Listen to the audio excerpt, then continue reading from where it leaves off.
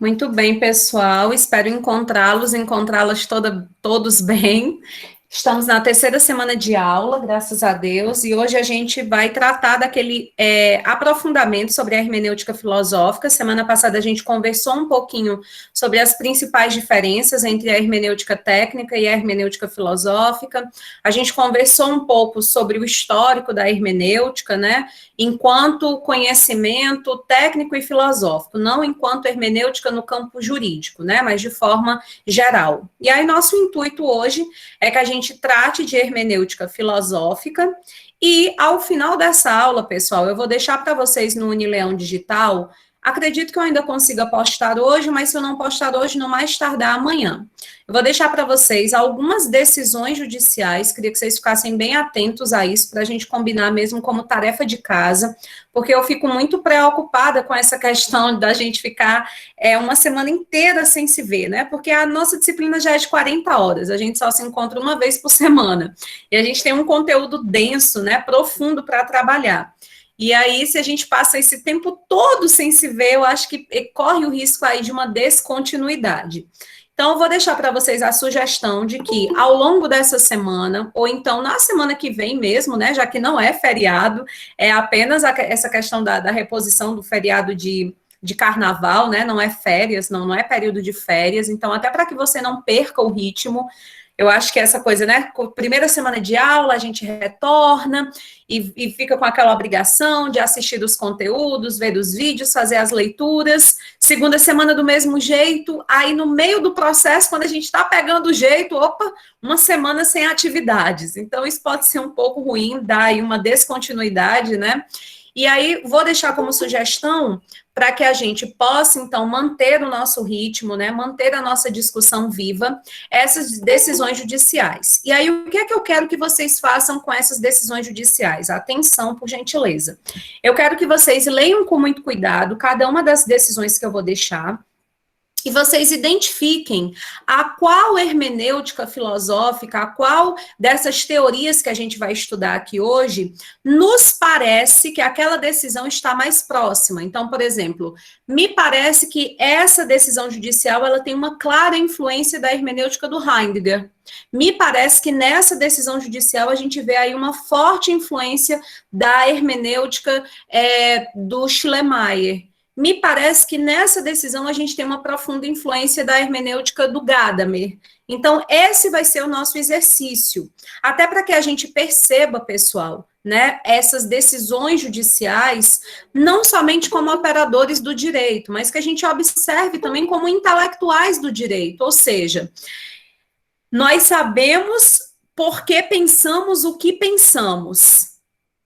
Para muita gente, é como se fosse natural, né? A ideia de que as relações são muito flexíveis, as coisas são feitas para não durar, tudo é muito efêmero, a gente tem que aproveitar as coisas ao máximo, tudo passa muito rápido.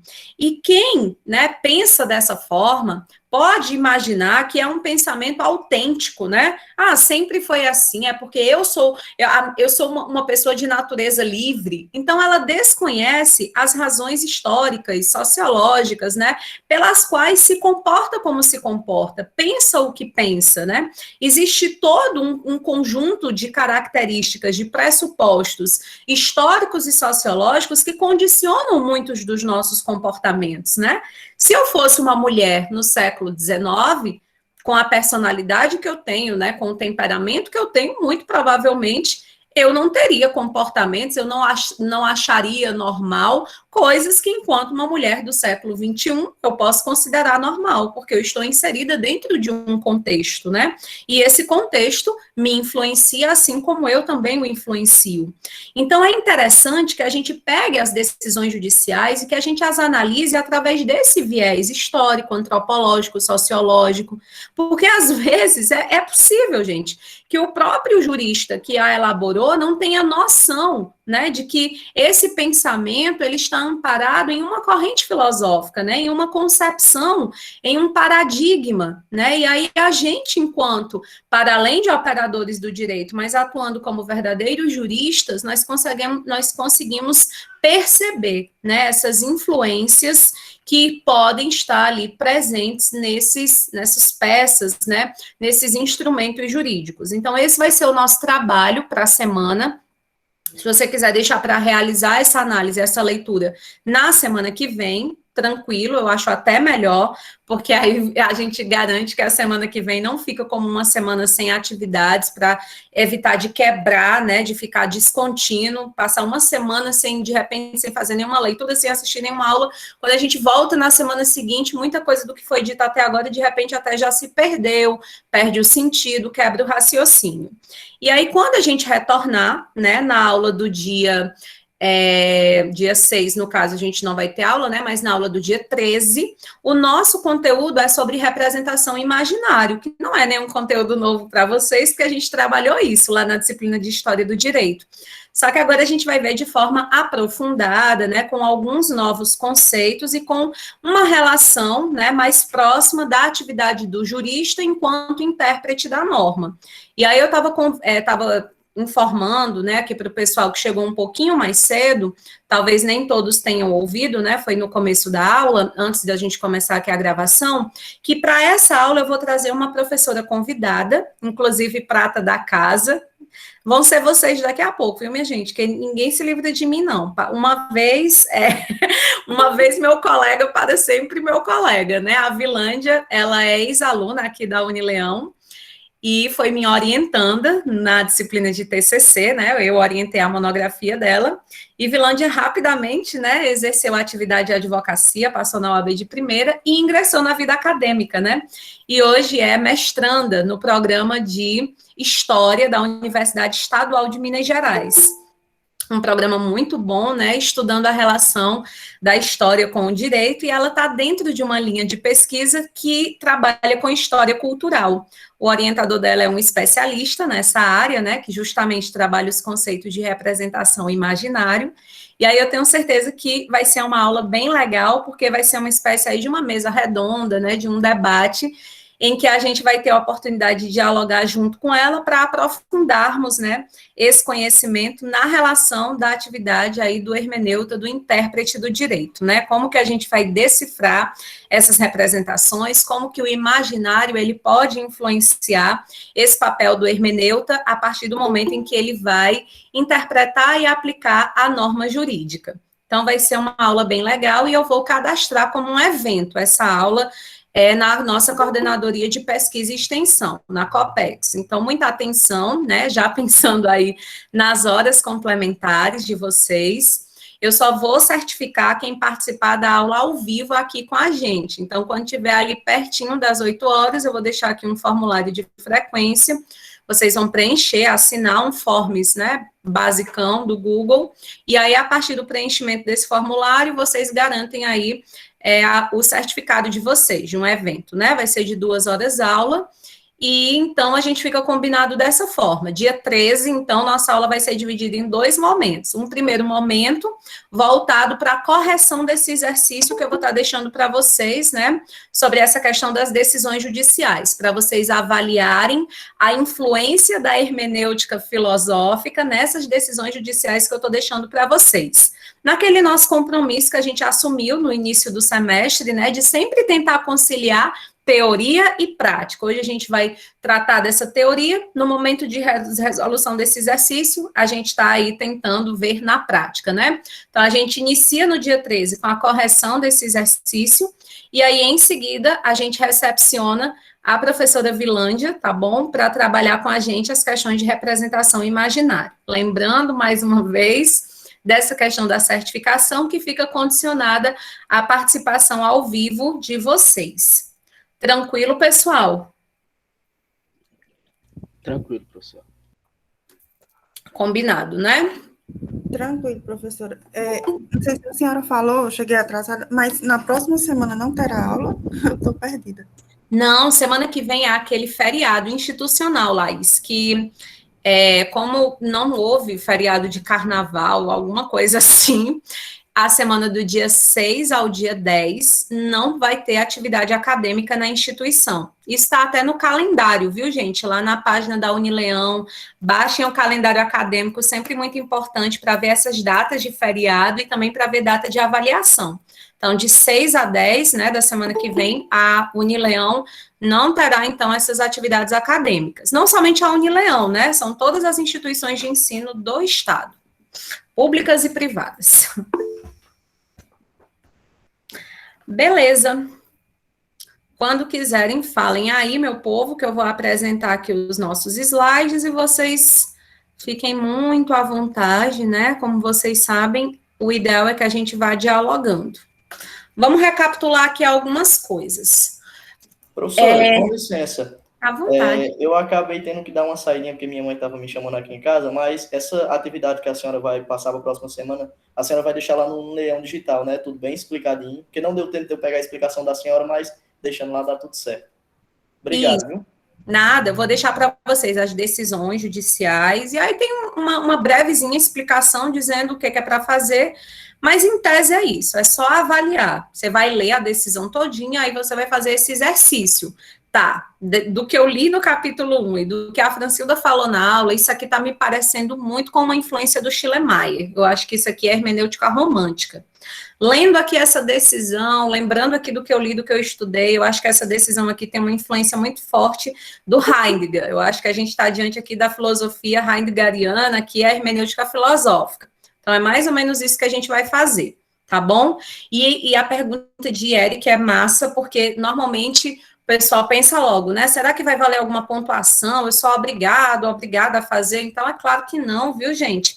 De forma alguma, fiquem bem à vontade, mas é muito recomendável, né? Não é obrigatório, mas é muito aconselhável, porque é um jeito da gente aliar teoria e prática, tirando as dúvidas, vendo na prática isso que a gente está estudando aqui, né, toda semana.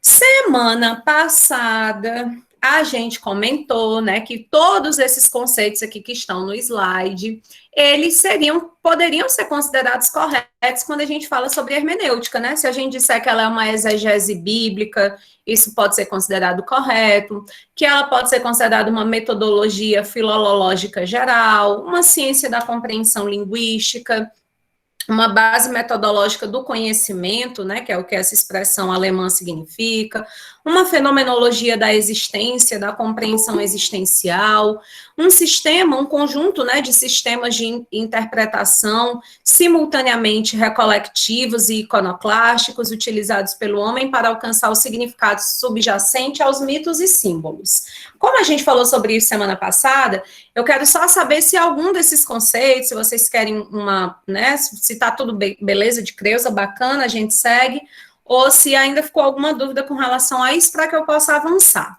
Tá tranquilo? Vou olhando aqui. Professora. Muito bem. Tranquilo. Ótimo. E aí a gente viu aquele desenho, né, gente, da alcachofre, ficamos pensando que a gente vai fazer isso com a norma jurídica, a gente vai descascar no sentido de sair do superficial, buscar a essência.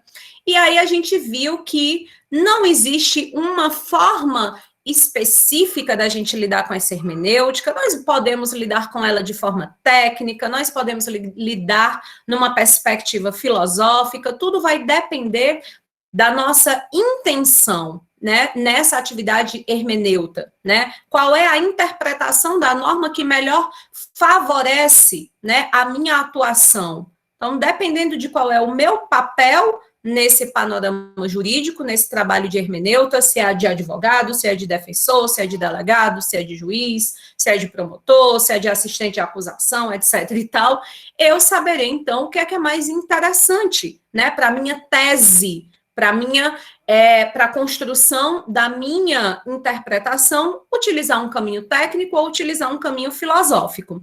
E aí a gente separou aqui, né, utilizando como base a leitura do capítulo 1 do Ricardo Maurício Freire Soares, né, que é a indicação que está para vocês desde a semana passada, algumas características, né, para tentar ajudar nessa separação entre hermenêutica técnica e filosófica, sabendo que ambas estão em uso, sabendo que não existe uma melhor nem uma pior, mas sabendo que existe uma tendência contemporânea. Qual é a tendência contemporânea? Qual vem sendo a hermenêutica, né, a perspectiva hermenêutica mais utilizada, em especial pelos tribunais superiores, é o da hermenêutica filosófica, né? Isso por quê? Porque a hermenêutica técnica está muito ligada à tradição do positivismo jurídico e a hermenêutica filosófica está muito ligada à tradição do pós-positivismo jurídico. E nós estamos em um caminho cada vez, né, maior de pós-positivismo, né, de pós-modernidade, de flexibilidade, né, e aí, por conta disso, essa é uma interpretação, uma perspectiva de interpretação hermenêutica que a gente acaba vendo mais, especialmente quando realizada pelos tribunais superiores, mas isso não significa dizer que é mais correta ou que é mais adequada. Isso ficou tranquilo, pessoal, também, semana passada, quando a gente conversou?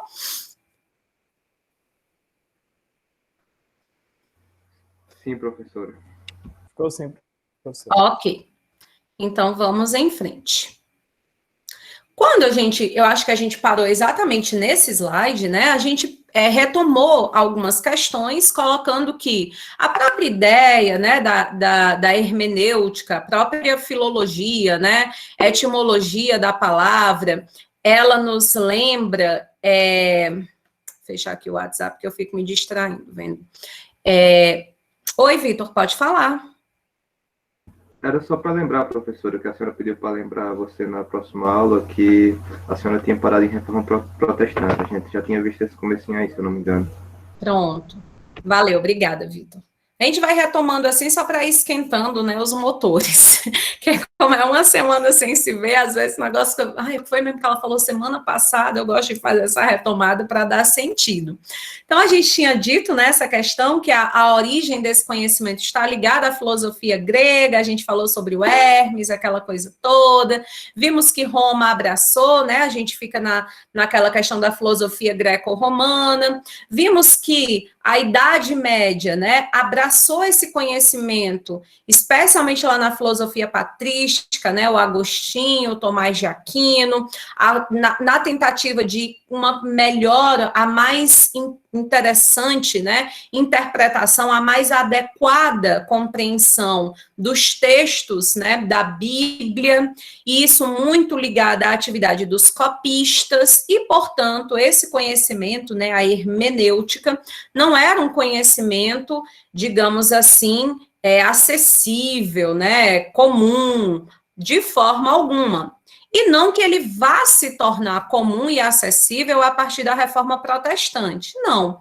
Mas ele acaba tendo uma ampliação, ou talvez o próprio nome, né, acaba sendo um pouco mais conhecido, tendo em vista que Lutero tinha por intenção questionar muitos dos dogmas da Igreja Católica Apostólica Romana. Né, esses dogmas da Igreja Católica Apostólica Romana, em maioria, foram construídos, né, durante o período da filosofia patrística.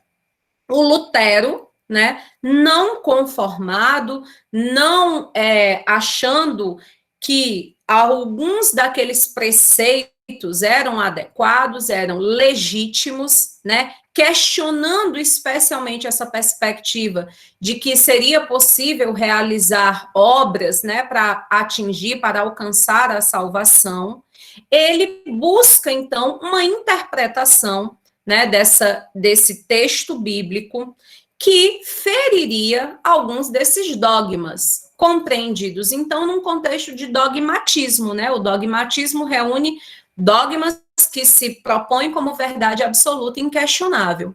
E aí, já que ele estava trabalhando com um texto escrito, né, com o texto bíblico, ele se apoiou, então, nesse conhecimento da filosofia grega, né, o que era a hermenêutica, né, ao estudo dos signos, dos sinais, da compreensão, da busca pelo espírito dessa norma, né, desse texto, dessa escrita. Então, apoiando-se em técnica, essa técnica é hermenêutica de uma filosofia greco-romana, o Lutero vai propor, portanto, uma outra interpretação da Bíblia, né? E isso vai ser uma questão extremamente revolucionária que vai acontecer lá no século XVI e que vai mudar a cara da humanidade, né?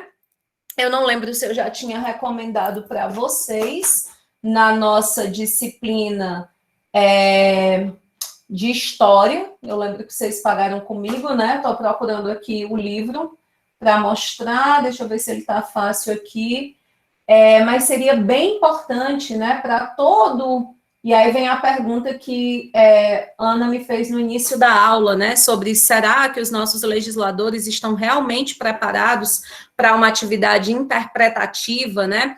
E aí, para nós que buscamos uma melhor interpretação, né, a interpretação mais adequada, um caminho de justiça, um caminho de solidariedade, de paz social, muitas vezes, pessoal, e isso está muito evidente na nossa sociedade, que é profundamente complexa, né, que o fenômeno jurídico é extremamente multifacetado, que possivelmente, por mais que nós nos transformemos em grandes estudiosos do direito, e aí a gente tratar o direito de forma disciplinar, ou seja, nos dedicarmos apenas ao estudo do que diz respeito à ciência jurídica, é possível que a nossa interpretação se torne frágil, né? Que a nossa atividade enquanto hermeneuta, ela seja insuficiente. Porque para um melhor conhecimento dessa ciência jurídica, eu precisarei compreender, né, quais são os valores dessa sociedade, quais são os comportamentos dessa sociedade, quais são os fatos históricos que influenciaram essa sociedade. Então, é impossível uma boa atividade interpretativa dissociada da história, da sociologia, da psicologia, né, da filosofia. Não à toa a gente chama essas disciplinas, dentro do curso de Direito, né, de disciplinas propedêuticas, ou seja, disciplinas que criam a base para uma formação intelectual. Infelizmente, né, essas disciplinas vêm perdendo cada vez mais espaço nas matrizes curriculares, porque a gente vem tendo cursos de direito aí à torta e à direita, né? Tem curso de direito a R$90, tem curso de direito funcionando em auditório de sei lá onde, e aí essa baixa qualidade da nossa educação jurídica nacional, muitas vezes vai deixando de lado, né, esses conhecimentos, e a gente vai formando sujeitos cada vez menos capazes de realizar uma interpretação mais eficiente, mais adequada, porque carentes dessas informações, né, que são extremamente importantes, que a sociologia nos confere, que a história nos confere, que a ciência política nos confere, para que a gente possa entender, né, como somos, de onde viemos, por que pensamos o que pensamos. E aí, nesse sentido, quando a gente fala sobre reforma protestante, e é por isso que eu lembrei de comentar isso com vocês, seria muito importante, gente, a leitura de uma obra do Weber, né, ninguém passava pelos bancos da Faculdade de Direito no século XX, né, sem se debruçar sobre Max Weber, né, então a gente vem perdendo em qualidade intelectual, né, dessa formação jurídica, lendo só sinopse, resumo, o que é que cai, marcar a certa, e deixando para trás todo o embasamento teórico que, em tese, justifica, né, a existência das normas, a existência da sociedade, como ela está organizada. E aí o Weber, gente, ele vai discutir, né, deixa eu ver se eu encontro, achei, oba, até que estava fácil, que a minha estante aqui está uma bagunça, eu ainda estou organizando, tenho mais livro na casa da minha mãe, e fica tudo misturado. Mas, ó, esse livrinho aqui, A Ética Protestante e o Espírito do Capitalismo, ele é fundamental para que a gente consiga entender o início, né, da Idade Moderna, da sociedade moderna, essa sociedade que nos parece ser tão natural. Natural em que sentido, Francilda? É muito natural, né, que a gente ache que todas as pessoas têm direito à educação formal. Todas as crianças têm o direito, os pais têm o dever de colocar na escola. Que todas as pessoas, elas devem ler a Bíblia se desejarem, devem ter acesso a esse texto. Não é algo que está restrito a uma cúpula, a uma elite religiosa, intelectual, a quem caiba fazer a interpretação. Tudo isso para nós, em pleno século XXI, nos parece muito óbvio, né, muito claro. E aí o Max vai realmente dissertar sobre a ética protestante e o espírito do capitalismo, né? Meio que, por exemplo, a ideia das escolas como espaços indispensáveis numa sociedade moderna. Saber ler e escrever era absolutamente dispensável na Idade Média, né? Para a maioria dessa população. Mas a partir da Reforma Protestante, né, com essa história, com essa ideia do Lutero de que, olha, você não vai se salvar por obras, você vai se salvar pela fé. E para que você consiga essa salvação, você precisa conhecer e ter uma relação próxima com Deus, você precisa passar por uma leitura desse texto bíblico. Olha como a importância de saber ler, ela chega a um nível assim imenso. Está diretamente ligado à salvação da tua alma. Ou você consegue ler para ter acesso a essa Bíblia e conhecer a Deus, ou então você pode aí, né, de repente, não se salvar. Então, numa sociedade que ainda tinha uma base profundamente teocêntrica, né, herdada da Idade Média, isso é o que vai gerar inicialmente, né? Isso é uma justificativa, né? E vai casar perfeitamente com a base, o modo de produção capitalista que começa ali também a se desenvolver como modo de produção, né? Sujeitos que necessariamente precisam ter algum tipo de conhecimento básico de cálculos, né? De contas e de escrita, para que esse sistema tenha condição de funcionar, né, para que a gente tenha uma mão de obra minimamente qualificada para a produção desse capital. Então, são ideias que casam ali perfeitamente e que vão criar inúmeras instituições, inúmeras formas, né, de nós pensarmos que nos influenciam até hoje, né, até a contemporaneidade.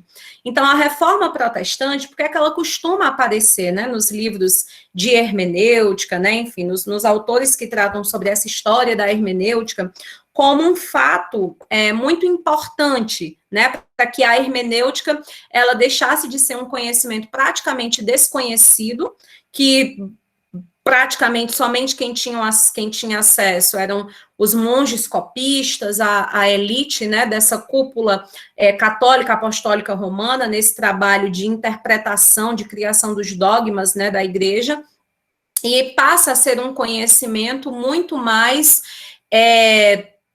interessante, importante, porque o Lutero traz como uma base teórica para a sustentação de uma outra interpretação. É como se o Lutero dissesse, olha, a interpretação que eu trago, ela também é válida, porque ela não está apoiada no que eu quero, no que eu acho, mas ela está apoiada onde foi... Só um momento, viu, gente, que eu acho que a minha filha caiu aqui.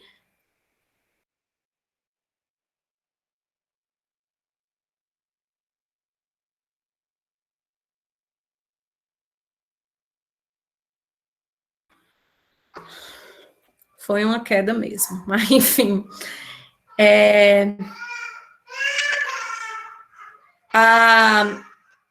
Essa ideia, gente, de que nós tínhamos um amparo, né, para essa interpretação, torna a hermenêutica, então, um conhecimento bastante importante no contexto de uma reforma protestante, que não vai ficar somente no âmbito religioso. Veja a Inglaterra, né? Tem um impacto político imediato, né? Vai influenciar governos, vai influenciar a forma de organização social. E é basicamente sobre isso, né, que o Weber vai tratar aqui nessa obra, que é uma obra clássica que muito deveria interessar a todos os juristas, não aos operadores do direito, porque eles estão mais ligados à técnica, né, mas a todos os juristas, aqueles que desejam um aprofundamento, principalmente o capítulo 3, né, quando ele trata sobre a concepção de vocação do Lutero. Então, deixo essa recomendação aí de bibliografia complementar.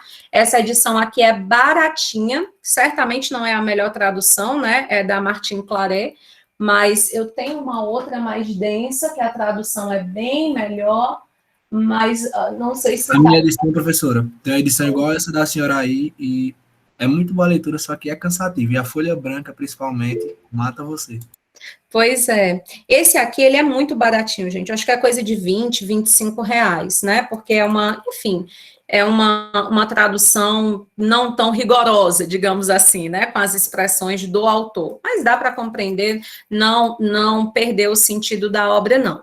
Essa diferença entre juristas e operadores do direito, Fernanda, é aquela diferenciação que o Lênio Streck, né, gosta muito de fazer. Lênio Streck é um hermeneuta brasileiro, né, que faz bastante essa crítica, separando, né, juristas enquanto aqueles que têm uma formação intelectual, compreendem o direito como uma ciência, compreendem o fenômeno jurídico na sua complexidade, debruçam-se com aprofundamento na tentativa de compreensão dessa ciência e, portanto, jamais irão separar, né, a atividade da interpretação, da aplicação, do preenchimento de lacunas no direito das demais ciências, né? Então, são sujeitos que têm informação sobre política, economia, história, né, sobre sociologia e sobre tudo, né? O Reno, por exemplo, eu sempre gosto de citar esse exemplo, ele escreveu um livro sobre a física quântica e o direito penal, os princípios da física quântica aplicados à interpretação da norma penal, né, uma obra que, inclusive, recentemente foi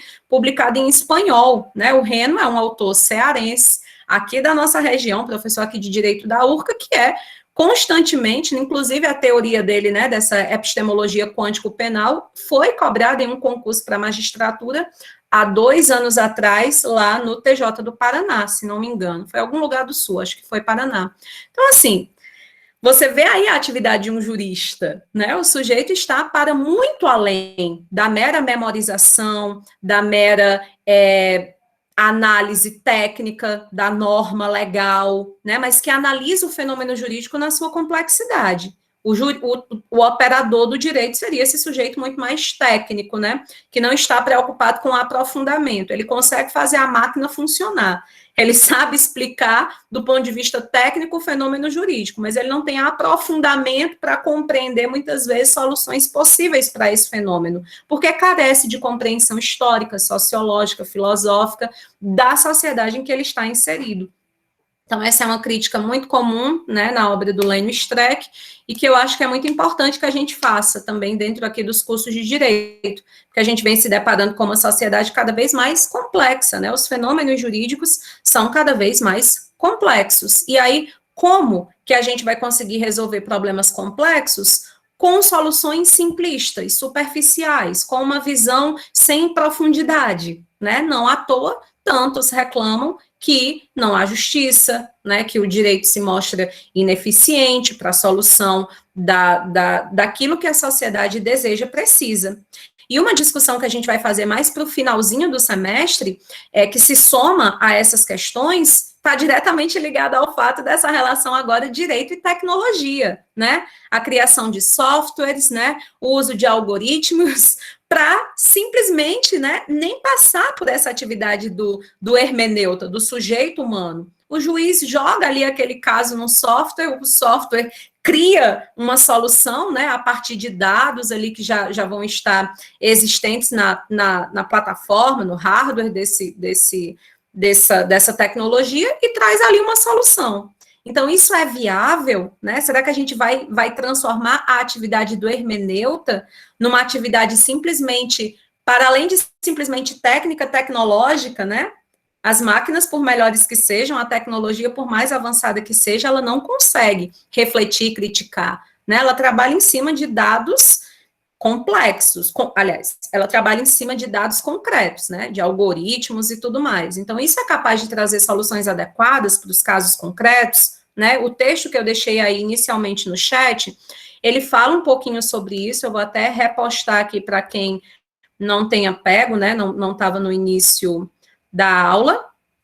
E o Lênio, ele vai refletir justamente um pouquinho sobre isso. E a gente vai ter aulas mais para o final do semestre para refletir sobre essas questões, né, do direito digital. Exatamente, Juan. É aí que a gente tem que se ancorar, né? Porque a gente não tem, o Juan colocou aqui no chat, que seria uma atitude de complementariedade. A gente não pode abrir mão dessas tecnologias, a gente não pode querer negar, né, essa tendência de que cada vez mais a nossa sociedade estará marcada pelo universo digital, mas a gente também não pode simplesmente abrir mão do que é humano, do que é propriamente humano. E aí é uma reflexão densa, interessantíssima, que eu sugiro que desde já vocês vão pesquisando a respeito, porque tem muita coisa bacana, né, sendo criada e muita polêmica em torno disso. Mas eu não quero queimar cartucho, eu quero trazer algumas dessas questões quando a gente estiver lidando, né, já sobre isso um pouquinho mais à frente. Mas aí já provoco vocês desde já, para que caso queiram, vão lendo a respeito. Beleza? Mas tudo isso era para dizer da importância, né, para que todo mundo compreendeu porque é que a reforma protestante ela é considerada um marco histórico relevante, né, para a hermenêutica, e aí não estou falando em hermenêutica jurídica, estou falando em hermenêutica, né, enquanto esse conhecimento filosófico de origem greco-romana, que se destinava especialmente à interpretação, especialmente dos textos escritos. Então, por que a reforma protestante é um marco histórico extremamente importante para a hermenêutica, né? Porque o Lutero, em alguma medida, resgata esse conhecimento aí greco-romano, né, que até então estava muito ligado apenas a uma elite intelectual pensante da Igreja Católica Apostólica Romana, e traz esse embasamento como algo de fundamental importância nesse contexto de interpretação da Bíblia. E na medida que essa reforma protestante, ela ganha, né, espaço em toda a Europa, né, durante o século XVI, século XVII, a hermenêutica vai sendo propagada juntamente, né, como sendo uma técnica, um conjunto de lições, de princípios, de diretrizes que deveriam ser observadas se a gente quisesse considerar, né, a interpretação bíblica, né, como realizar a melhor, a mais adequada interpretação desse texto bíblico, que naquele contexto se mostrava extremamente relevante, porque dele dependia a própria salvação da alma, né, do sujeito humano. Tá tranquilo, gente, até aqui? Tá sim. Sim. Ok. E aí, a gente vai, então, começar agora a falar um pouquinho desses autores, né, desses filósofos, e o primeiro deles, gente, é o Schleiermacher, né? O Schleiermacher, ele é considerado o pai da hermenêutica moderna, né? E vamos entender o que significa isso. Até o século XIX, ou seja, até o Schleiermacher, né, trazer um novo caráter para a hermenêutica, ela estava muito ligada ao contexto religioso, né? A hermenêutica estava sendo ali utilizada como um conhecimento que é de extrema importância para que a gente possa fazer a correta interpretação do texto bíblico, né? Da exegese bíblica. O Schleiermacher, né? Ele passa a ser o pai da hermenêutica moderna, né? Ele recebe esse título da maioria dos livros, das obras que a gente foi estudar sobre a história da hermenêutica, porque ele tem uma sacada genial. Ele coloca o seguinte: ora, se a hermenêutica ela é adequada para a interpretação da Bíblia, né? Ela traz ali um conjunto de técnicas, de princípios, de diretrizes que vão permitir a mais correta interpretação, compreensão daquele texto, do jeito que ela pode ser utilizada para a interpretação da Bíblia, ela pode ser utilizada para a interpretação de qualquer texto escrito.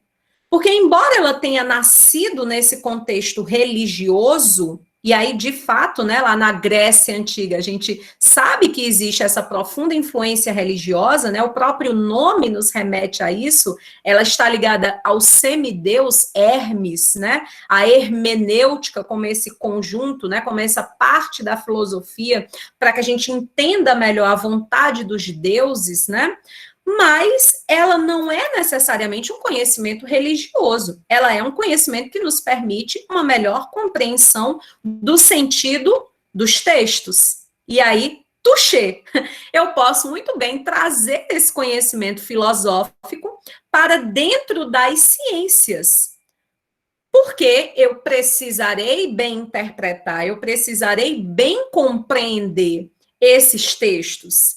E aí eu não posso me confiar apenas na minha percepção subjetiva, sem o emprego de nenhuma técnica, de nenhum princípio, de nenhuma diretriz, que me garantam que essa interpretação que eu faço é, de fato, uma interpretação que pode ser considerada válida, e não somente a minha vontade.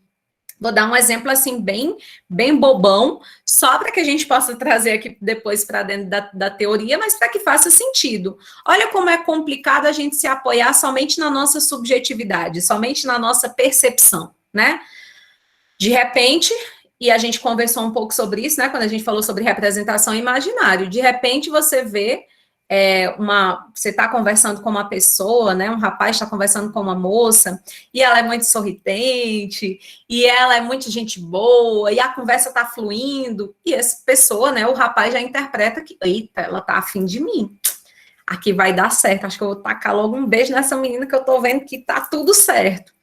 Toma-se essa atitude, a menina fica abismada, né? Dá um tapa lá, diz, tá louco? Sai de perto de mim. Então, a interpretação foi pautada, né, em uma subjetividade, em uma ausência completa de regras, simplesmente numa impressão de que essa grande quantidade de sorrisos e o fato de que a conversa era legal, eu já estou interpretando que isso é razão suficiente para que eu possa tomar determinada decisão. Mas, como eu me baseei apenas na minha subjetividade, nos meus sentimentos, nas minhas impressões, fiz uma interpretação bem equivocada. Trazendo, obviamente, né, de um exemplo que não é acadêmico, para uma tentativa aqui, né, só para tentar aproximar isso que a gente está estudando, né, de uma perspectiva mais real, essa seria, então, a preocupação do Schleiermacher. Se a gente vai ler um texto técnico, né, se a gente vai ler um texto científico, é importante que a gente se apoie em algum conhecimento que nos permita uma melhor interpretação, para que, de fato, o que a gente compreenda do texto é o que o autor quis dizer, e não o que eu queria que ele me dissesse. É por isso, gente, que o Schleiermacher, ele vai propor uma técnica, ele vai propor um método, né, para que a gente faça, então, a interpretação de forma mais adequada. Ele vai propor a interpretação psicológica, né? O Schleiermacher vai nos convidar para que nós possamos psicologicizar os textos. É uma expressão, né? É um neologismo, mas que cabe perfeitamente. O que é psicologicizar o texto?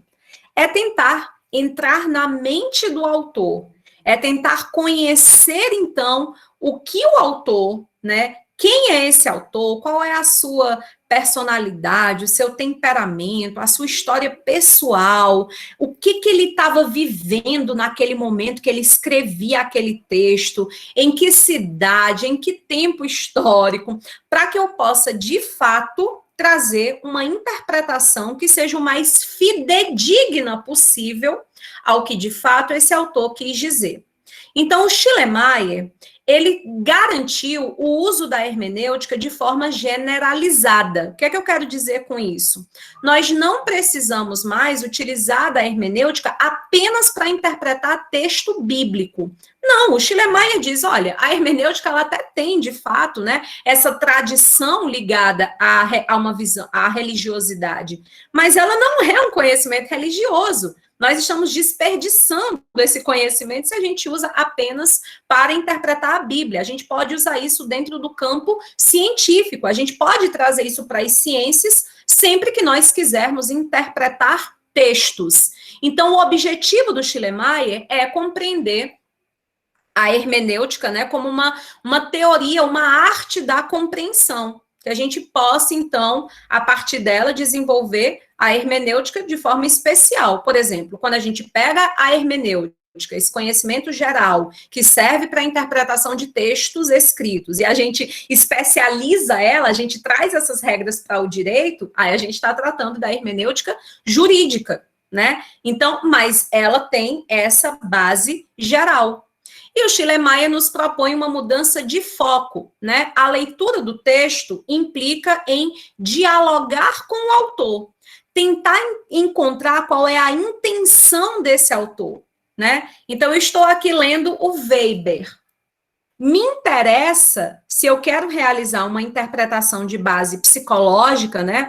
Se eu quero psicologicizar esse texto, me interessa muitíssimo saber, antes de começar a ler esse texto, quem é o Max Weber? Quando ele nasceu? Em que sociedade ele cresceu? Em que ano ele escreveu essa obra?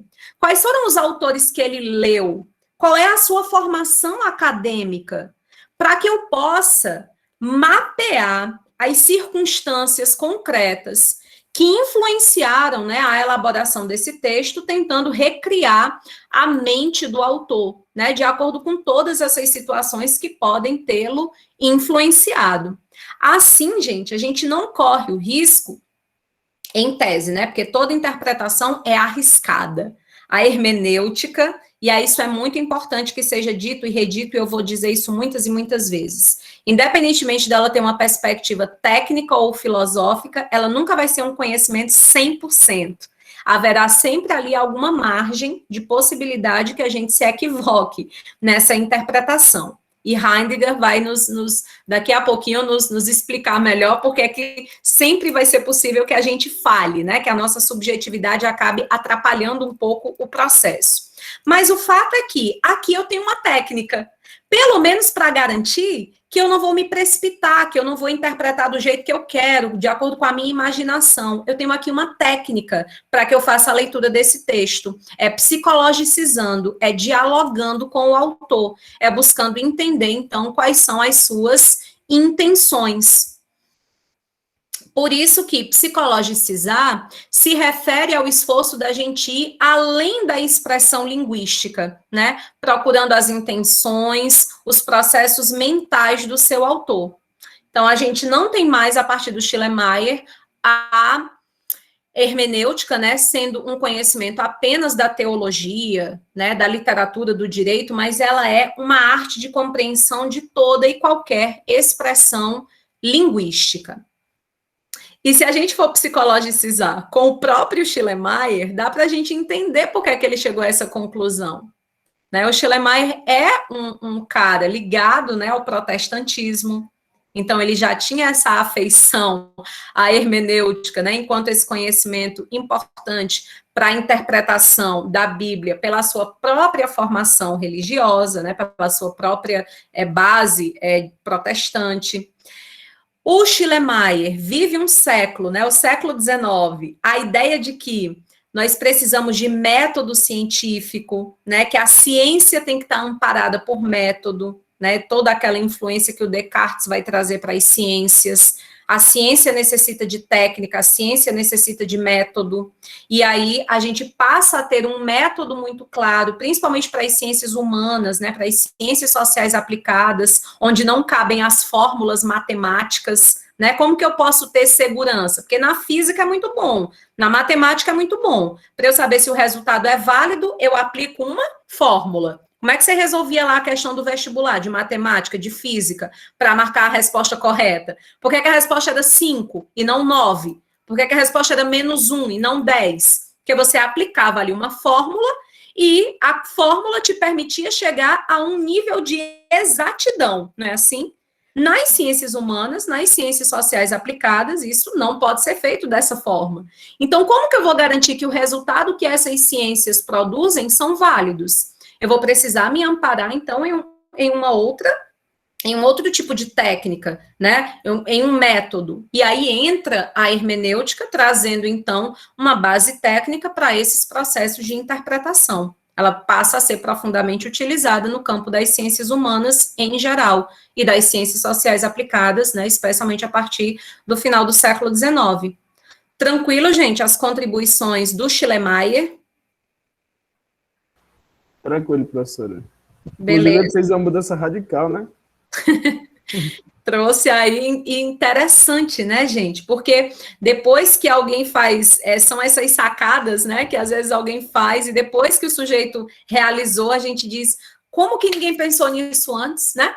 De fato, se é um conhecimento filológico, né, que se preocupa aí com essa questão do texto, por que a gente estava desperdiçando isso, desperdiçando entre aspas, né, no sentido de reduzir apenas ao estudo da Bíblia, se a gente tem tantos outros tipos de textos, né? Estava muito específico, né? Ele abriu. Né? Como é interessante e importante. Muito bem, gente. Aí um outro hermeneuta importante para a nossa compreensão aqui é o Dilthey, né? Porque o Dilthey, ele vai nos trazer uma outra metodologia, né, para a hermenêutica, uma outra proposta. E aí, pessoal, não é que o Schleiermacher está errado e o Dilthey está certo e o Heidegger é melhor, o Dilthey trouxe uma coisa. Não, a gente vai aproveitar todas essas perspectivas aqui. O que nós temos aqui são diversas perspectivas da hermenêutica, vários métodos que a hermenêutica filosófica nos vai oferecendo. Então, mais uma vez, não tem o melhor, não tem o pior, não tem o certo, não tem o errado, né? Tem aquele que melhor será utilizado, será útil para o fim interpretativo que nós estamos buscando. Pois não, Vitor? Professora, por que a hermenêutica do Schleiermacher era considerada romântica, como a senhora colocou no título do slide?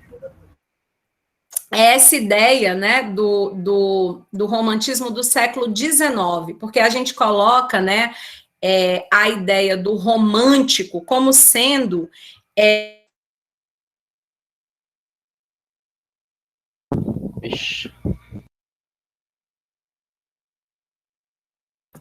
Deu Lula, deu PT.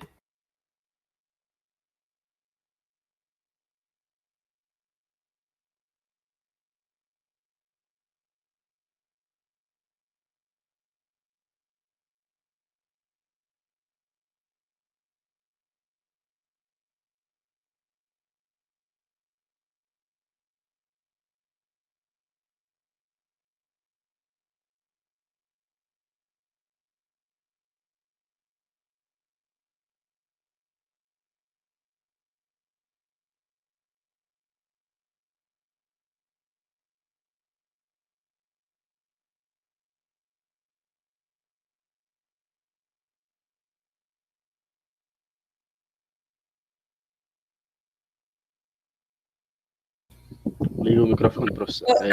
Desculpa. Estão me ouvindo, gente? Sim, sim.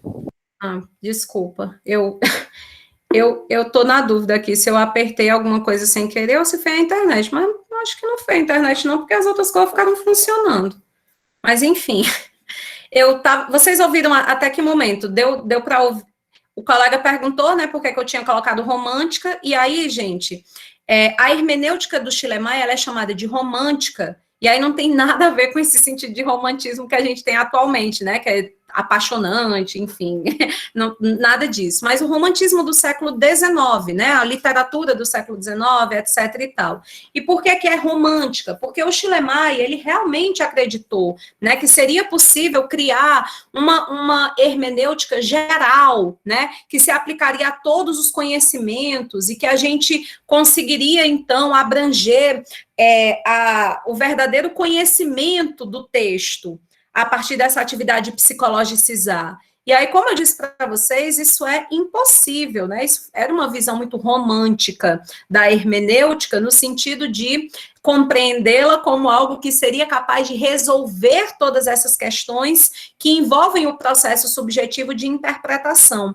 Então, essa visão romântica, né, que considerava a hermenêutica como um conhecimento capaz de que nós pudéssemos compreender a totalidade do texto, né? Mas nós hoje sabemos, a hermenêutica contemporânea, né, que se opõe a essa visão romântica, que se opõe à hermenêutica romântica, ela já desconstruiu isso, né? E ela é bem preponderante nesse sentido, principalmente depois do Freud, né, de que nós não conseguimos ser absolutamente objetivos, né, nós não somos sujeitos neutros, então, por mais que a gente aplique método, por mais que a gente tente psicologicizar, isso não vai nos garantir, né, uma atividade interpretativa geral, que vai servir para todos os conhecimentos, que vai nos trazer a verdade absoluta daquele texto, porque de fato, pela própria inconsciência que existe em cada sujeito humano, essa atividade ela é impossível, né? Pelo menos assim ditam os preceitos, né, da hermenêutica contemporânea. Tranquilo? Tranquilo, professor. Obrigado aí, viu? Pronto. Tá vendo como tá uma sociedade que ninguém pode nem falar a palavra romântico, que até a internet, se acaba a aula, se acaba tudo. Misericórdia. Vamos aqui, deixa eu ver se vou ter que... Vocês ainda estão visualizando o slide? Negativo. Não, né? Tem que abrir de novo. Vou abrir aqui de novo, peraí. Pronto. O Dilthey, gente, então, como eu estava colocando para vocês, né, a gente não tem, então, então o Dilthey trouxe agora uma hermenêutica mais correta, uma hermenêutica melhor. Não, uma outra perspectiva, uma outra técnica, um outro modo de você trabalhar o texto, e aí é bem importante que se diga isso. Francilda, mas eu acho importante, eu acho massa essa ideia de psicologicizar. Para mim faz toda a diferença, né, conhecer o autor, saber quais eram as suas influências, que tipo de gostos ele tinha. Eu acho isso massa. Mas, ao mesmo tempo, eu acho muito massa também compreender o período histórico em que ele estava inserido. E aí eu posso psicologicizar e historicizar ao mesmo tempo o texto, não só pode, como deve, né? Então, não são caixinhas separadas que a gente fica ali impedido, né? Eu sou aqui um diltheniano, então acaba todo o resto, de forma alguma. São técnicas, são métodos que podem ser, inclusive, utilizados, né, de forma aí que se complementem para que a gente tenha o melhor e o maior instrumental possível para decifrar o sentido desse texto. Porque a gente reconhece aquilo que a gente falou na nossa primeira aula, né? Nada é dispensado de atividade interpretativa. Não existe algo óbvio, né? Não existe nada posto na atividade hermenêutica, né? Tudo merece ali uma investigação. Tudo merece essa atividade de tentar descascar, né, essa alcachova, até sair dessas camadas superficiais para chegar à essência. E aí o Dilthey, ele nos propõe para que a gente faça isso através da experiência concreta, através da história, né? A atividade interpretativa, ela tem que se dar no plano histórico, né? Existem explicações históricas sobre o que lemos, sobre o que a ciência produz.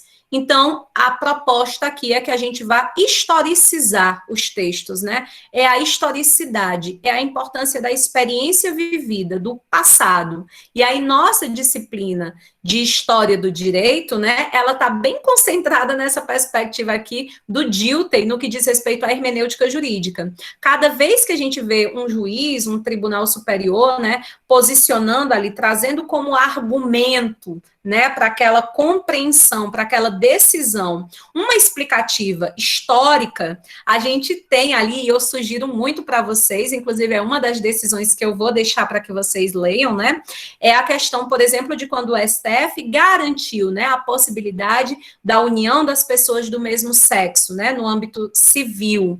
Tem toda, gente, uma interpretação histórica ali naquela decisão, né, contextualizando a questão da influência judaico-cristã, né, especialmente católica, no que diz respeito à sociedade brasileira, daí a dificuldade de leis, né, que garantissem esse direito, o reconhecimento de que a história da luta, né, da população LGBTQIA+, trouxe a exigência por direitos. Então, toda essa construção histórica que a gente encontra ali na decisão, vocês não vão encontrar nenhum tribunal superior, nenhum juiz dizendo, essa interpretação é de base histórica, eu estou utilizando aqui o Dilthey. Não, né? A gente percebe isso, né? Que essa hermenêutica filosófica inspira, que essa hermenêutica filosófica influencia a atividade daquela interpretação ali pelo próprio texto dessa decisão, né? Pelo próprio texto dessa petição inicial desse advogado, né? Pelo próprio texto dessas alegações finais que estão ali feitas pelo Ministério Público. Porque a gente percebe que a ênfase que foi dada para a interpretação da norma é uma ênfase que leva em consideração o contexto histórico, né? O passado e a sua influência, portanto, sobre a escrita desse texto. Não existe um texto neutro, não existe um texto separado da história. Tanto que quanto mais distante esse texto no tempo e espaço, mais complexo para a gente interpretar, né? Tem palavras que já caíram em desuso, que a gente não utiliza mais, né? Tem expressões que não são mais conhecidas, né? Pela realidade contemporânea.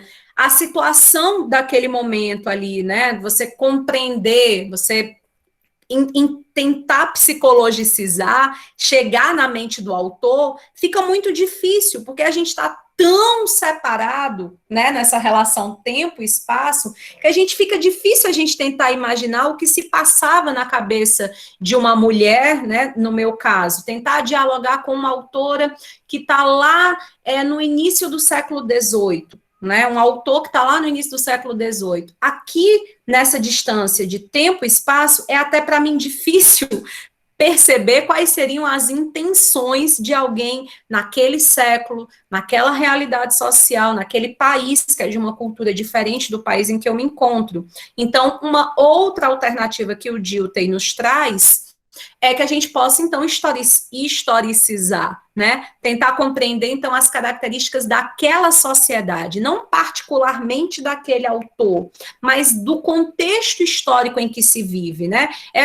Idade Média, moderna, contemporânea, né? É um autor moderno, é um autor pós-moderno, é um autor que viveu em período de guerras, entre guerras, é um autor em que sociedade, em que momento histórico, né, a economia se encontrava, e aí, a partir disso, eu vou desenvolver, então, a minha interpretação desse texto.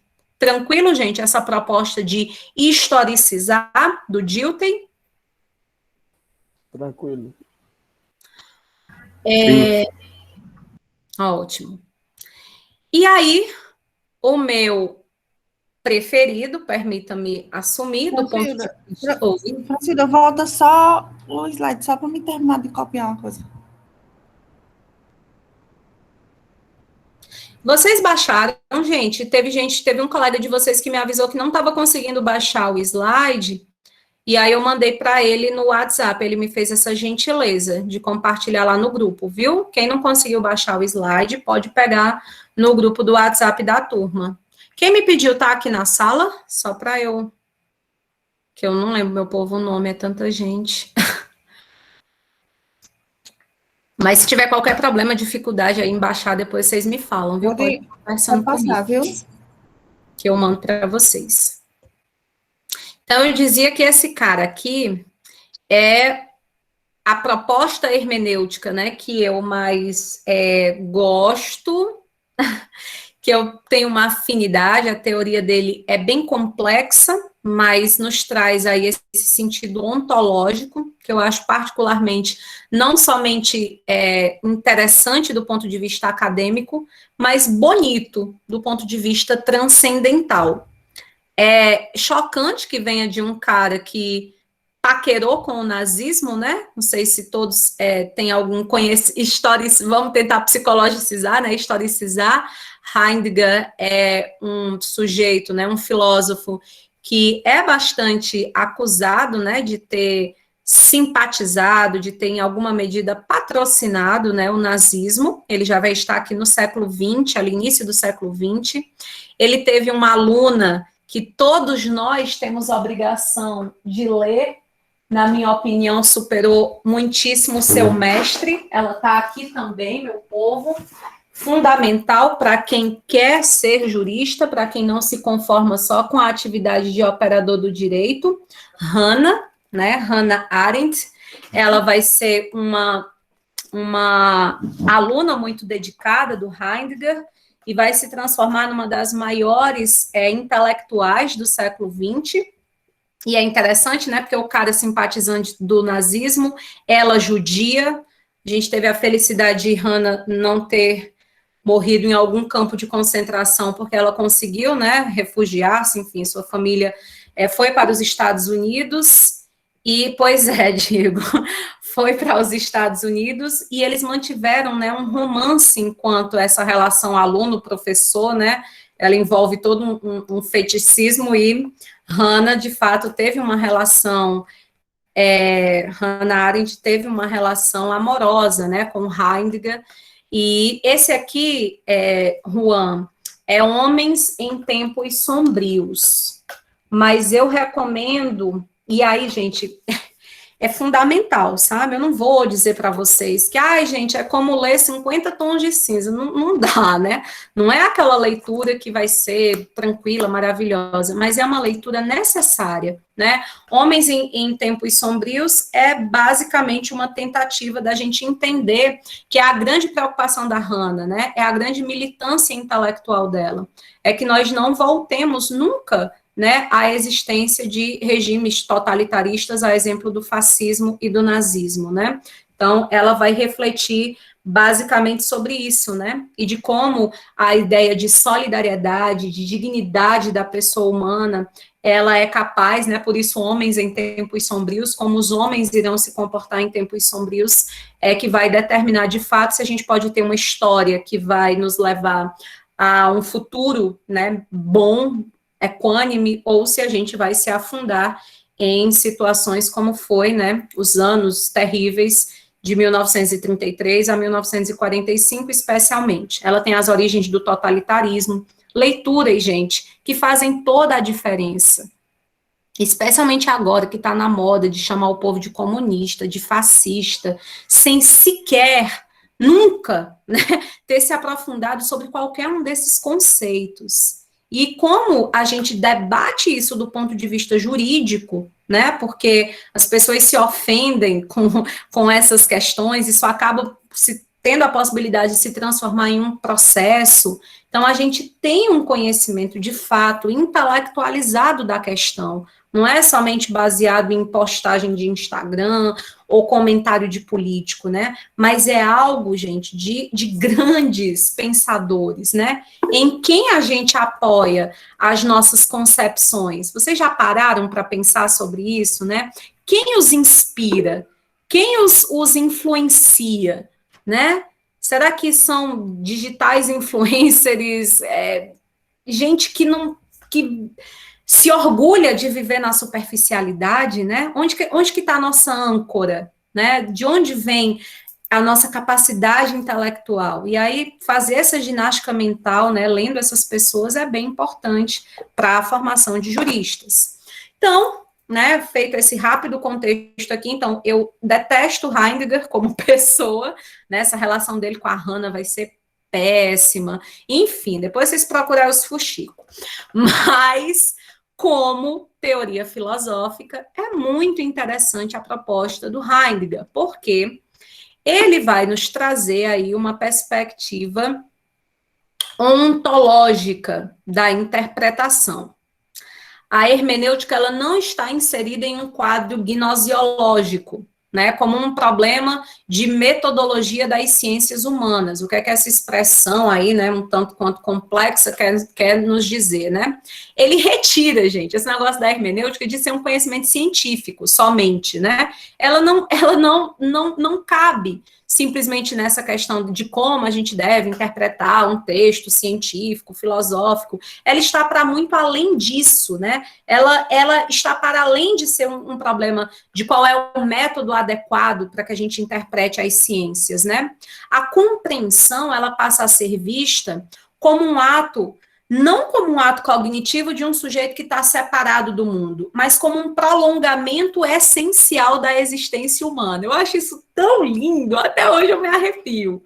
Gente, é por isso que eu leio aqui Homens em Tempos Sombrios, e de repente eu chego a derramar lágrimas, eu me emociono, eu fico em êxtase com a leitura, e uma outra pessoa lê, e ela não tem esse mesmo nível de envolvimento, de interesse, porque interpretar, compreender é um modo de estar no mundo, para muito além de ser um método científico.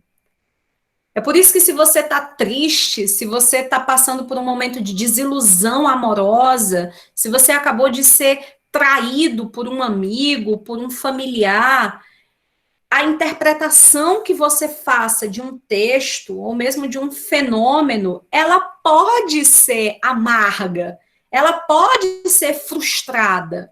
A interpretação que você faz passa diretamente por como você está. Por isso que ela é um prolongamento da própria existência humana. Compreender um modo de estar.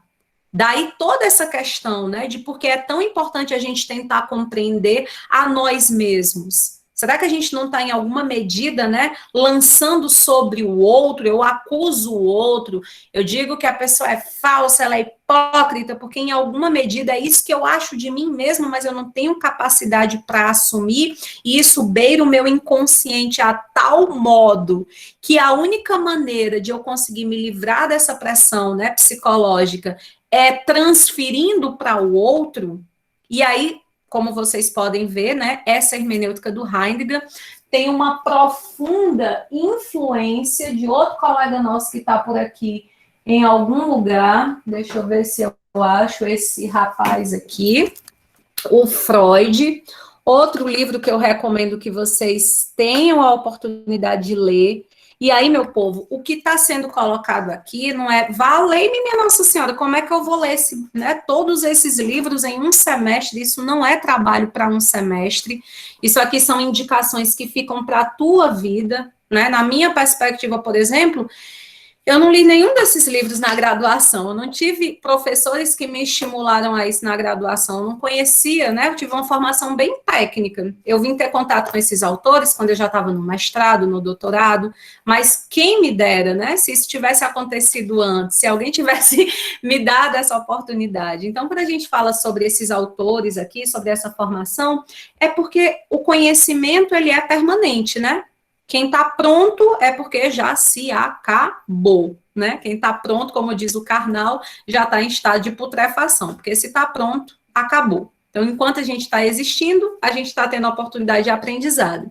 E essas leituras ficam para isso. Então, o Freud, ele diz que essa é a grande razão, né? Aqui, vocês encontram esse livro com... É o mesmo livro, às vezes mudam só o título, né? O mal-estar da civilização ou o mal-estar na cultura. O que é que o Freud diz que é o grande mal-estar? Por que é que o direito é necessário? Por que é que a sociedade está sempre correndo o risco de a gente ter situações de guerra? Por que é que a gente pode viver conflitos permanentes? Porque as pessoas não se conhecem, elas não se interpretam. Nós não nos preocupamos com essa nossa autoanálise, né? A gente acaba, portanto, tendo muito problema de convivência, porque a gente transfere para o outro problemas que são nossos, o outro não tem nada a ver com isso, mas a gente acaba transferindo. E aí, a interpretação, portanto, né, essa atividade hermenêutica, ela está para muito além da mera preocupação científica, filosófica, né? Mas ela passa a ser uma forma da gente compreender o próprio sujeito humano. Diga lá, Juan. Só para ver se eu entendi, professora. O Heidegger, então, acha que... Ele diz que a sua compreensão depende muito da sua relação consigo mesmo, porque vai ser refletida em suas decisões. Seria isso? Isso. Vamos trazer mais... Estar bem consigo mesmo para poder refletir suas decisões nos outros, né? Juan, não é nem ele colocar, né, que a gente tem que estar bem consigo mesmo, aqui já é uma reflexão muito particular, né, já sou eu aqui me metendo na ontologia dele. Mas o que eu quero colocar aqui, aí isso sim é o que o Heidegger nos coloca, é que interpretar é uma missão ontológica. Vocês sabem que a ontologia é a parte da filosofia que estuda o ser em sua essência. O que é que faz o ser humano humano? Qual é a essência do sujeito humano? Né? E a gente busca por essas respostas no âmbito da filosofia da ontologia. Então, interpretar não é somente uma atividade técnica, não é somente uma atividade científica, é uma atividade ontológica, né? É uma atividade que passa pela questão do próprio ser, da compreensão do ser. E esse ser, a gente está trazendo, então, o tempo todo, como você pode observar, Juan, antes do Heidegger, a gente estava olhando para o outro, para fora. Quem é o autor do livro? Quais são os valores desse autor? Eu quero saber quais são as intenções do autor, né? Depois o Dilthey, continua sendo o outro. Eu quero saber qual é o passado desse autor, o passado desse livro. O Heidegger, ele vai fazer essa grande mudança paradigmática, né? Ele vai quebrar como se o leitor não tivesse nada a ver com o texto. Heidegger quebra isso, é isso que ele faz. Ele diz, olha, não é só se preocupar com quem é o autor. O leitor, quem lê, vai ser diretamente, né, responsável pela interpretação que se faz. Então, a gente a gente tem que parar de acreditar, né? Exatamente, a gente tem que parar de acreditar nessa ideia de que eu interpretei bem porque eu conhecia a história do autor, né? Eu interpretei bem porque eu conhecia a intenção do autor. Não, você volta para a filosofia platônica, né? Para o Sócrates, conhece-te a ti mesmo, né? Por melhor que seja a sua ação de psicologicizar e de historicizar, não se engane, essa atividade interpretativa passa, sim, pela subjetividade do autor, aliás, do leitor.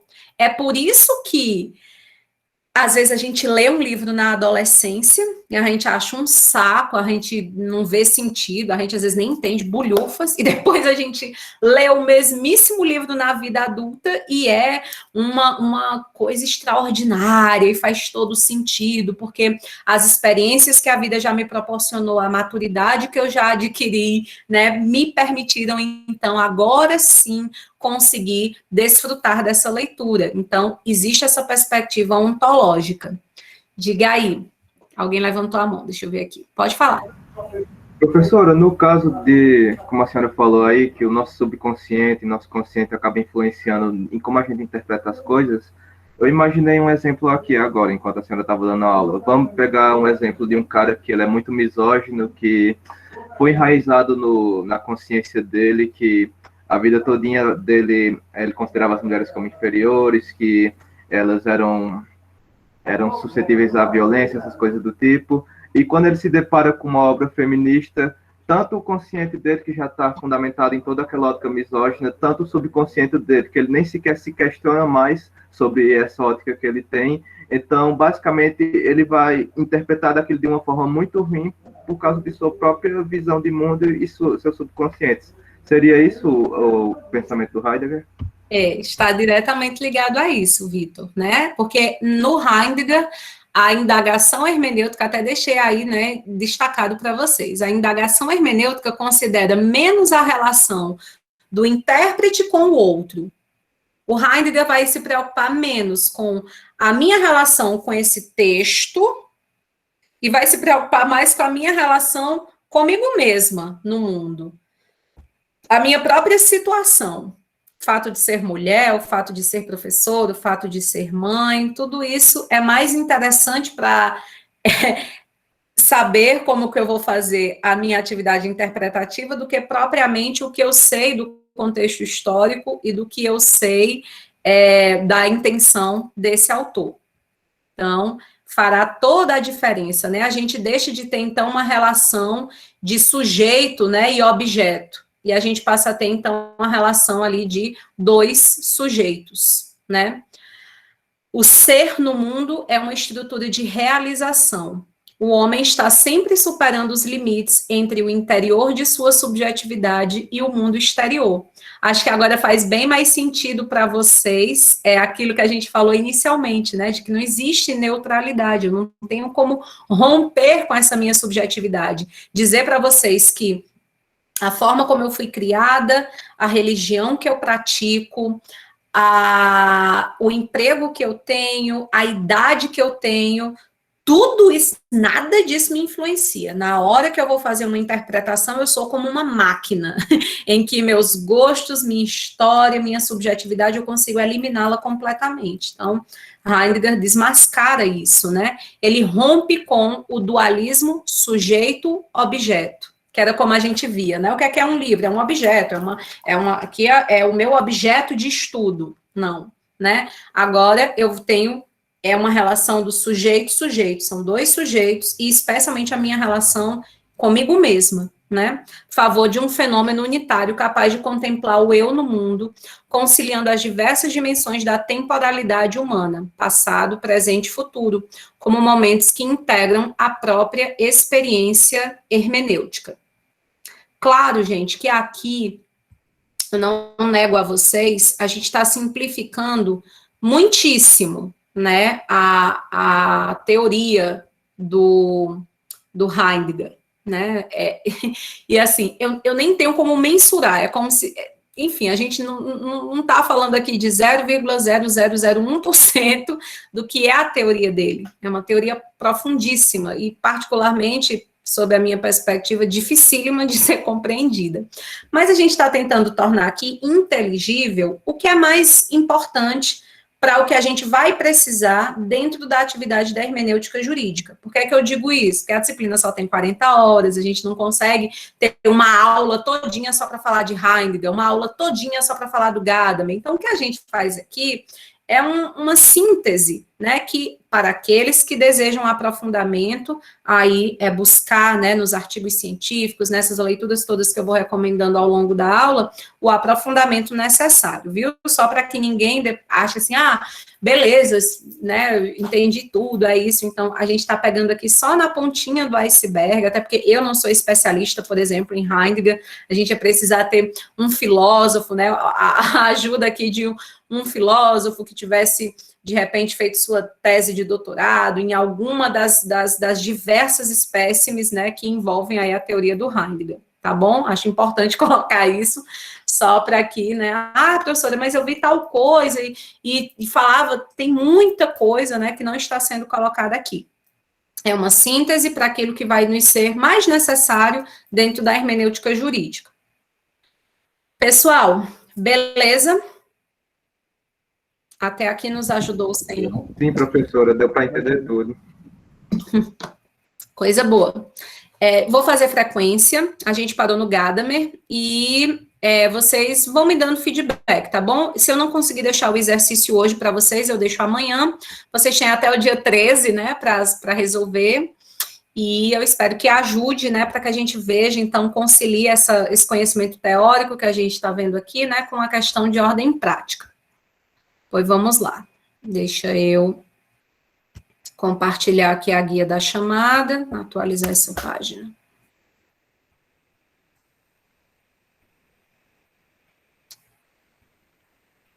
Se você puder responder no microfone, vai mais rápido, né, para eu não ter que estar indo para o chat, ou se alguém quiser ajudar, né, dizendo que o colega respondeu, também ajuda.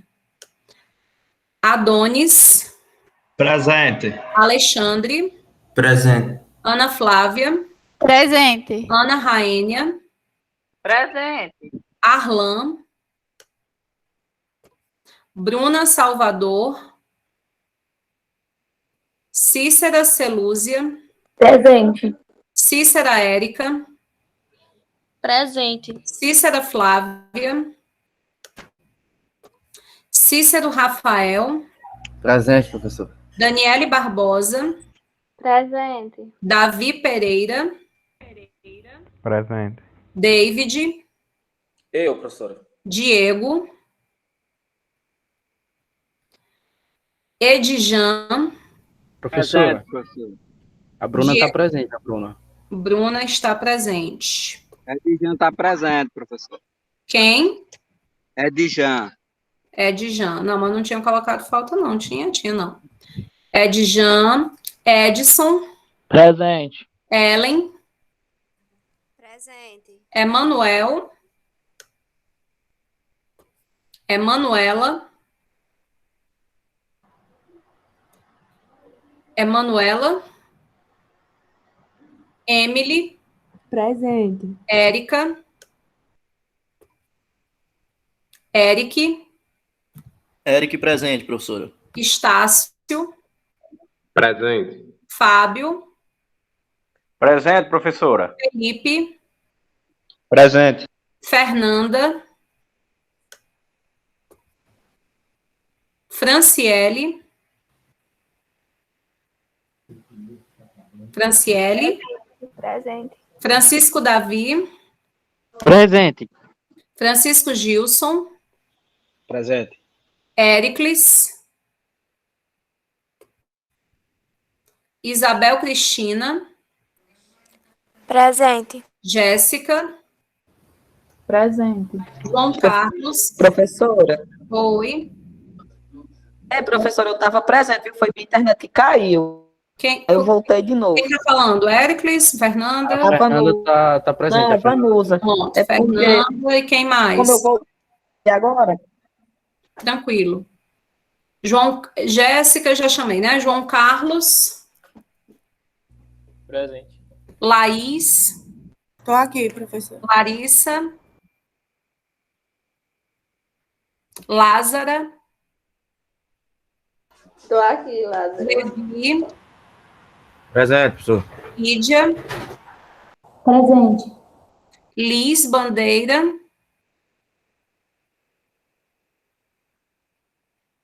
Lucas, Presente. Luciano, Presente. Luiz Fernando, Presente. Marcelo, Presente. Márcia, Ludmila, Márcio Araújo, Maria Deane, Presente. Maria Maíra, Mayra, presente. desculpa, Maria Narjana, Maria Natália, Maria Vitória dos Santos, Maria Vitória Oliveira, Maria Vitória está presente, professora. Oliveira Não, é dos Santos. dos Santos, Oliveira não, né? Marian, Presente, professor. Mateus, Mike, Natália respondeu no chat. Matheus presente, viu, professora? Matheus presente. Matheus Mike presente, presente. Mike Natália respondeu no chat. tá, Merenciane, Presente. Monique, Nayara, Presente. Natália respondeu no chat, aí Não, foi a Patrícia, outra Natália, a Maria Natália. Maria Natália, Isso. vou tirar, tá, Aí Natália Águeda também está presente. ótimo. Patrícia Pereira, Presente. patrocina Nonato, Paula Vitória, Pedro Adriel, Professora. Pedro tá presente. Rânia, Patrocina, professora Joselma. Ela respondeu no chat. certo, obrigada. Rânia, Renata, Renata presente. Rafael Dias, Juan, Presente. Rita de Cássia, Juan Bruno,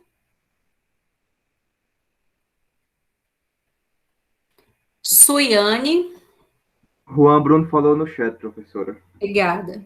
Suiane, Tiago Ribeiro, Presente, Thiago Ribeiro. Vanusa, gente, Vitor Ricardo. Victor Ricardo presente, professora. Muito bem, pessoal. Tudo certinho. Depois vocês confiram aí no portal.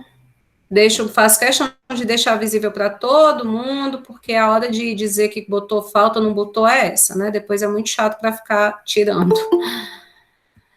Abraço, gente. Boa noite. Tudo de bom. Até dia 13. Tchau, professora. Boa noite. Boa noite.